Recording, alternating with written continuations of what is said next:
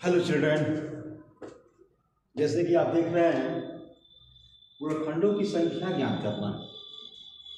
98 कोई संख्या है, इस संख्या का हम खंड करेंगे। 2 गुणे 3 7 गुणे 7 होगा। इसको यदि घात की पावर किया जाए तो 2 के घात 1 होगा और 7 के घात 2 होगा। कुल गुणनखंडों की संख्या ज्ञात करना हो तो ये जो घात दिया है उसमें 1 जोड़ेंगे, या फिर बताया गया है यहाँ घात 1 इसमें जोड़ेंगे, इनको जोड़ेंगे तो 2 होगा, इनको जोड़ेंगे तो 3 होगा, इनका गुणा कर देंगे तो 6 हो जाएगा। अर्थात कुल गुणनखंडों की संख्या होगी 6 होगी।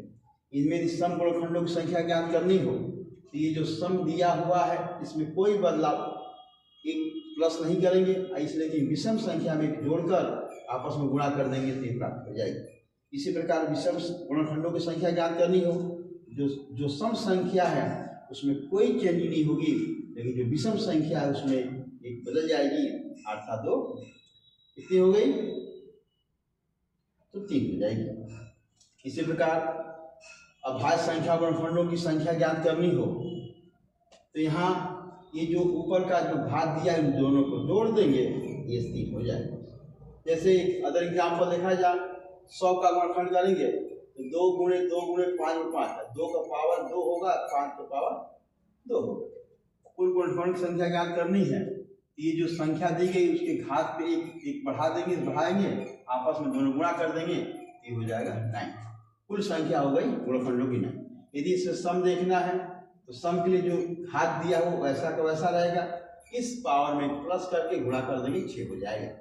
विषम संख्या निकालनी है तो ये जो सम संख्या है उसको 1 मान लेंगे, जो विषम संख्या उसमें बढ़ाकर गुणा कर देंगे। तो देखिए यहाँ पर सेटिस्फाइड कर सकते हैं, इन दोनों को प्लस करेंगे तो 9 के इक्वल हो रहा है, इसका सम की संख्या 6 होगी और विषम संख्या 3।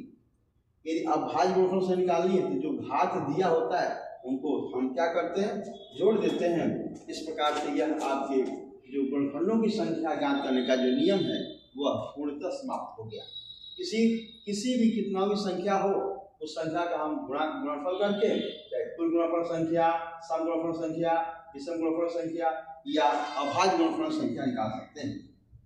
अब अगला जो है हम पढ़ेंगे गुणनखंडों की संख्याओं का योग ज्ञात करना हो, उसको नेक्स्ट वीडियो में हम करेंगे बाबू। इस प्रकार से आपका ये जो सेशन है पूर्ण समाप्त होता है। Thank you.